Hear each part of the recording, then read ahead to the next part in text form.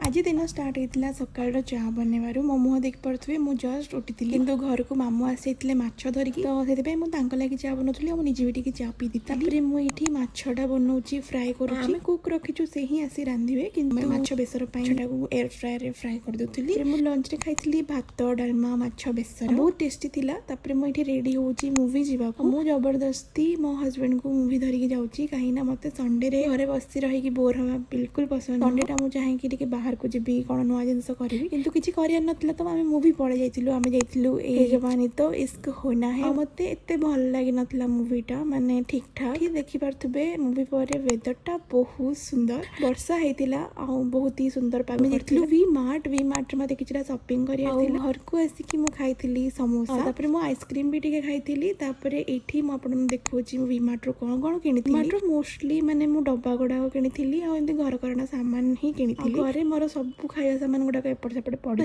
ये बड़ 3टा डब्बा किणिकी से भी रखी दौची सब साइज रात में डिनर करी रुटी भजा that's it for the day. Thank you so much for watching.